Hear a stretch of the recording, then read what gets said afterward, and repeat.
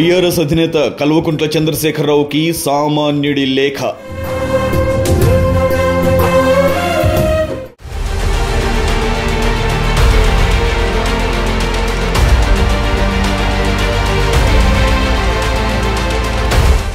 కేసీఆర్ గారు ఫామ్ హౌస్లో నీరసంగా కుదేలైపోయిన మిమ్మల్ని చూస్తుంటే అడవిలో చివరి రోజుల్లో ముసలి సింహం పడే పాట్లు గుర్తొస్తున్నాయి. అహంకారంతో విర్రవీగిపోతూ నాకు ఎదురులేదనుకునే వాళ్ల జీవితాలు చివరికి ఇలాగే ముగిసిపోతాయేమో. 10 ఏళ్ల పాటు విచ్చలవిడే అధికారం, వేల కోట్ల దోపిడీ, అడ్డు అదుపు లేని అహంకారం, అంతకు మించిన ఓవర్ కాన్ఫిడెన్స్, చివరికి అధికారం కోల్పోయి కుటుంబం చీలికలు పేలికలైపోయి పరిస్థితులు పూర్తిగా అదుపు తప్పిపోయి దర్యాప్తు సంస్థల ముందు చేతులు కట్టుకుని నిలబడే పరిస్థితి వచ్చిందంటే నిజంగా కర్మ సిద్ధాంతాన్ని మనందరం నమ్మాల్సిందే. కర్మ ఎవ్వడిని వదిలిపెట్టదు, అందరి అకౌంట్లు ఇక్కడే సెటిల్ చేసేస్తుంది. అది మీ విషయంలోనే స్పష్టంగా కనిపిస్తోంది.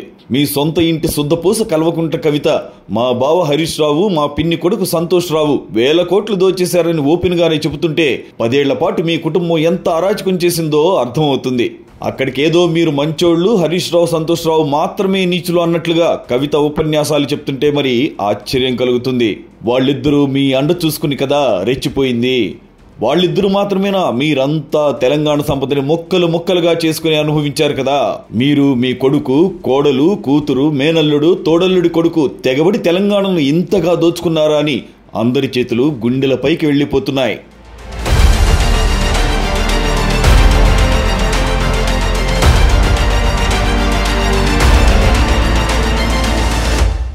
అసలు ఈ రోజు మీకు ఈ దుస్థితి ఎందుకు వచ్చిందో తెలుసా? నిర్మించింది ఒక పొలిటికల్ పార్టీ కాదు, ఒక family running private limited company. Telangana సాధన పూర్తయ్యాక 10 ఏళ్ల పాటు మిమ్మల్ని, మీ కుటుంబ సభ్యులు, మీ పార్టీ నాయకులు ఒక దేవుణ్ణి చేసేశారు. మీరు పార్టీ కంటే ఎత్తుకి ఎదిగిపోయారు. వ్యక్తి పూజకు కేంద్ర బిందువుగా మారిపోయారు. పార్టీని మించిన మహానేతగా మిమ్మల్ని మీ కుటుంబ సభ్యులు, మీ పార్టీ నేతలు చేసేశారు. అపారమైన ఆ అధికారం, ఆ పేరు ప్రఖ్యాతుల మత్తులో మీరు మరింత అహంకారాన్ని పెంచుకుని ఒక నియంతలా చెలరేగిపోయారు. తెలంగాణ రాష్ట్ర సమితి కంటే మీరు పెద్దగా ఎదిగిపోయారు. నిజానికి తెలంగాణ కోసం మీరు రాజకీయ ఉద్యమం చేశారే తప్ప వ్యక్తిగతంగా త్యాగాల ఉద్యమం చేయలేదు. అందుకే తెలంగాణ ఏర్పడ్డాక మీ నిజ స్వరూపం బయటపడింది. రాష్ట్రం ఏర్పడిన తర్వాత టీఆర్ఎస్ ని తెలంగాణ ప్రజల కోసం, వాళ్ల బాగు కోసం ఉపయోగించాల్సింది పోయి కేవలం రాజకీయాల కోసం, వేల కోట్లు దిగమింగడం కోసం, మీ కొడుకు, కూతురు కోసం, కుటుంబం కోసం వాడేశారు మీరు. దాని ఫలితమే అధికారం పోయిన తర్వాత మీకు ఈ అధోగతి.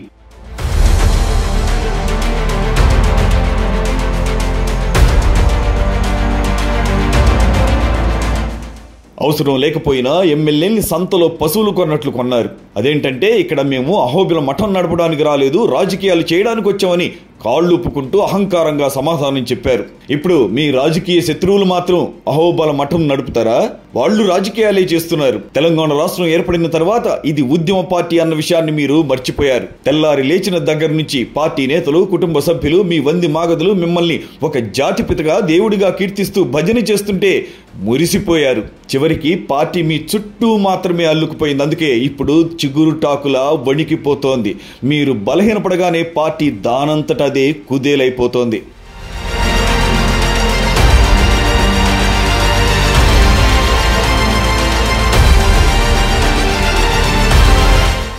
ఏ తెలంగాణ పేరు మీద అయితే పార్టీ ఏర్పడిందో, ఏ తెలంగాణ పేరు మీద అయితే మీ కుటుంబం బాగుపడిందో, ఏ తెలంగాణ పేరు మీద అయితే మీరు 10 ఏళ్ల అధికారం చలాయించారో, ఏ తెలంగాణ పేరు మీద అయితే మీరు వేల కోట్లు వెనకేసుకున్నారో ఆ పదాన్నే మీరు నిషేధించేశారు. మీ పార్టీ పేరులోనే తెలంగాణని తీసేశారు. ఏకంగా ఈ దేశానికే ప్రధానమంత్రి అయిపోవాలనుకున్నారు. ఢిల్లీలో ఉండి చక్రం తిప్పుదాం అనుకున్నారు. అందుకే భారత రాష్ట్ర సమితి అని పేరు మార్చి పార్టీ ఆత్మను చంపేసి జాతీయ రాజకీయాలకు వెళ్లిపోదాం అనుకున్నారు. నేను పలికిందే శాసనం, నా ఆలోచన శిలాశాసనం అనే రీతిలో మీరు మరింత నియంతృత్వాన్ని అలవాటు చేసుకున్నారు. ఏ తారక మంత్రంతోనైతే మీ జీవితం ముడిపడి ఉందో, ఏ పదంతోనైతే మీరు 10 ఏళ్లు అధికారం చలాయించారో ఆ తెలంగాణ పదాన్ని మీరు వదులుకుని సరిదిద్దుకోలేని తప్పు చేశారు. టీఆర్ఎస్ ని బీఆర్ఎస్ గా మార్చి ఏకంగా ఢిల్లీలో కూర్చొని చక్రం తిప్పేద్దాం అనుకున్నారు. మీ కొడుకుని ముఖ్యమంత్రిగా చేసి మీరు హస్తినలో ప్రధానమంత్రిగా చిటికేలు వేద్దాం అనుకున్నారు. మీ అత్యాశే మిమ్మల్ని మింగేసింది. మీ ఈ దుర్మార్గపు ఆలోచనకు కారణం ఏంటో తెలుసా? అపారంగా మీ చుట్టూ చేరిన అవినీతి సొమ్ము. కాంట్రాక్టర్ల దగ్గర, రియల్ ఎస్టేట్ బిల్డర్ల నుంచి రకరకాల మార్గాల్లో వసూలు చేసిన వేల కోట్ల రూపాయలు మిమ్మల్ని కన్ను మిన్ను కానలేని స్థితికి చేర్చాయి. తెలంగాణ రాష్ట్రంలో ప్రజల్ని ఎర్రి పప్పల్ని చేసి ఇన్ని వేల కోట్లు సంపాదించగలిగింది దేశం మొత్తం జనాన్ని ఎదవల్ని చేయలేమా అని అనుకున్నారు మీరు. అందుకే మీరు కూడబెట్టిన వేల కోట్ల రూపాయలను పెట్టుబడిగా పెట్టి జాతీయ రాజకీయాలు చేద్దామనుకున్నారు. కేంద్రంలో సంకీర్ణ ప్రభుత్వాలే వస్తాయి కనుక మీ దగ్గర ఉన్న వేల కోట్ల రూపాయలను విసిరి పార్టీలను కంట్రోల్ చేసి మీరు ప్రధాని అయిపోవాలనుకున్నారు. ఎంత దుర్మార్గపు ఆలోచన సార్ మీది. మీరెంత, మీ రాజకీయం ఎంత? ఎవరో తెలంగాణ ఇస్తే అది నేనే తెచ్చానని భుజాన్ని పెట్టుకుని తిరిగి మీ మాటలతో జనాన్ని కట్టడి చేసి 10 ఏళ్ల పాటు అధికారాన్ని అనుభవించి ఆ మత్తులో ఇంకేదో చేయాలనుకుని బొక్క బోర్లా పడిపోయారు మీరు. దీనికి కారణం మిమ్మల్ని మీరు ఎక్కువగా ఊహించుకోవడమే. మీ కుమార్తె కల్వకుంట్ల కవిత మా నాన్న మంచోడు, మా అన్న ఇంకా మంచోడు అని ఆ ఇద్దరు మాత్రమే వేల కోట్లు సంపాదించారని చెప్తుంటే నమ్మడానికి జనం పిచ్చోళ్ళ? మీకు సంబంధం లేకుండానే మీ చుట్టూ ఉన్న వాళ్ళు వేల కోట్లు సంపాదిస్తారా? కాంట్రాక్టర్ నుంచి 8% కమిషన్ మీకు తెలియకుండానే తీసుకుంటారా? 1000 గొడ్లను తిన్న రాబందు ఒక్క గాలివేటుకు చచ్చినట్లు ఒక్క ఓటమితో మీ పార్టీ కకావికలం అయిపోయింది. దీనికి కారణం ఏంటో తెలుసా? మీ పార్టీలో మీరు తప్ప మరొక నాయకుడు లేడు. మిమ్మల్ని ఒక బాపుగా, దేవుడిగా వర్ణిస్తూ మీ కళ్లకు గంతలు కట్టి మీ చుట్టూ ఉన్న మీ కుటుంబ సభ్యులే వేల కోట్లు ఎత్తుకుపోయారు. మీ అహంకారాన్ని మీకు ఆభరణంగా మార్చి జనం దృష్టిలో మిమ్మల్ని ఒక నియంతగా మార్చేశారు. సింగిల్ పిల్లర్ పై నిర్మితమైన మీ పార్టీ అందుకే ఇప్పుడు కొట్టుకుపోవడానికి సిద్ధంగా ఉంది. మీరు ఎంత బలహీనమైన నాయకులో ఇప్పుడైనా మీకు అర్థమవుతుందా? విలువలపై, సిద్ధాంతాలపై మీరు మీ పార్టీని, మీ కుటుంబాన్ని నిర్మించలేదు.